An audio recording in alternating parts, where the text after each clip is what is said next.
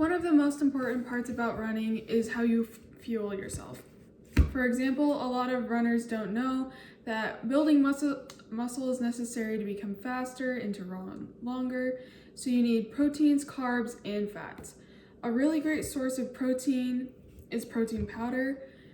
This is the kind that I use here. It's plant-based, which I like because then it doesn't have anything to do with dairy sensitivities or whey sensitivities.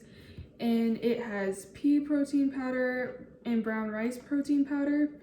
And it has pretty low amounts of carbohydrates and fats, which is good if you're trying to get a direct source of protein right after a workout. If you want to drink it or put it in your oatmeal, those are some great ways to get protein into your diet.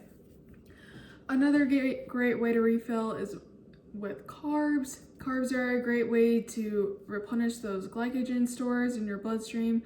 So I recommend having oatmeal. A lot of times I'll do savory oatmeal, which means including vegetables or meat or eggs. And it's pretty filling and it's a great way to get all those extra carbs back in. And another way I like to get healthy fats in is including avocados. Avocados are great because we like to put them on everything. You can dip chips in them and you can put them on toast. And they're great healthy fats that you can include into your diet. And they're also vegetables, so that's good too. And another important part of running is your hydration. I try to drink about 6 of these a day when I run, and I work full time, so it's a little tricky trying to balance hydration.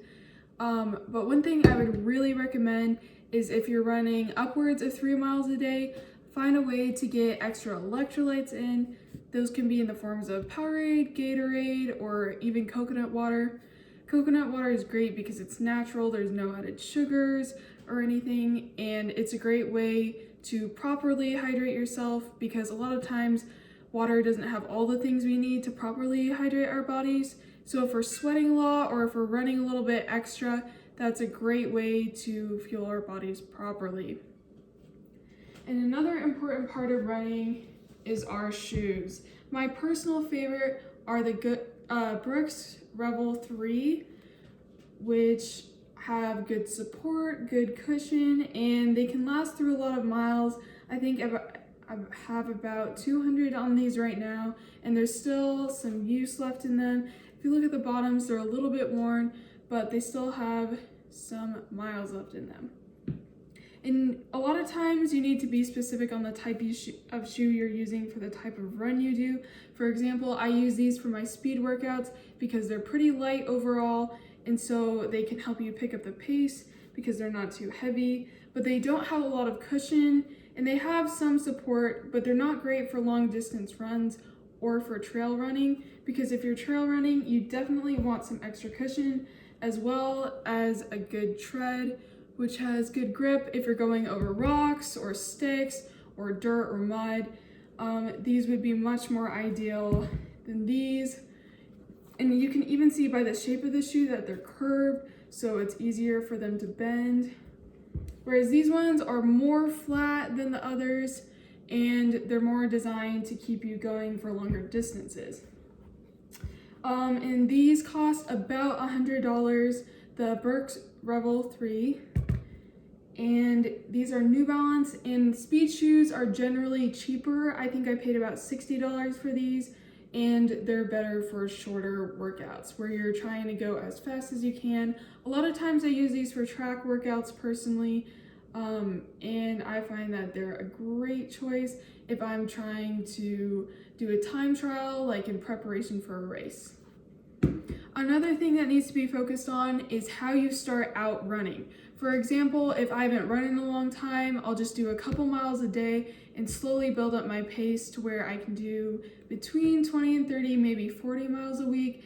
But you definitely don't want to start out too fast because that can result in stress fractures or other injuries. So you want to start out, maybe if you've never run before, running a minute and then walking for 30 seconds, and do that on repeat for about 20 minutes. Maybe take a day off and then do it the next day, and keep building up your consistency to the point where you can run every day, and then increasing your mileage every day.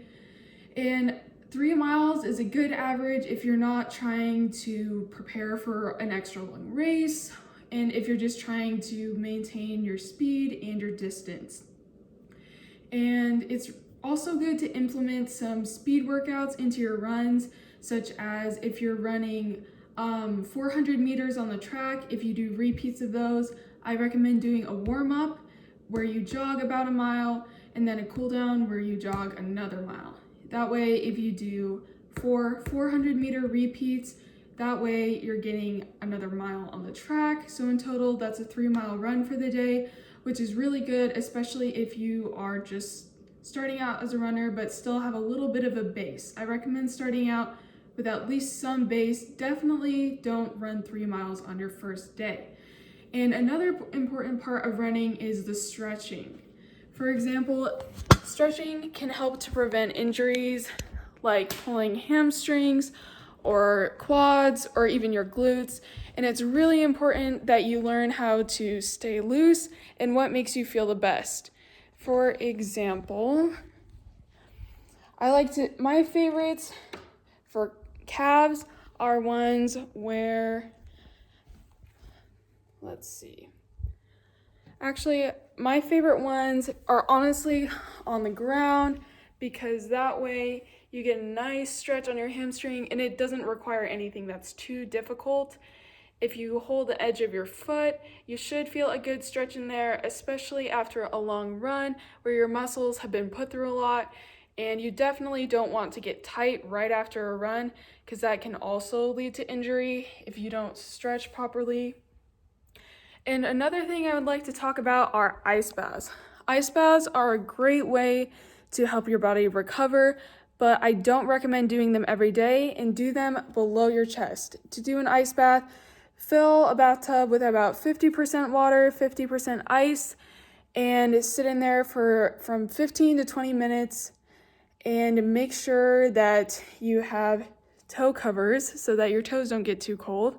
And it helps if you do them with someone, because they can be kind of painful, but they're also a great way to recover. You just have to do them properly. Thank you.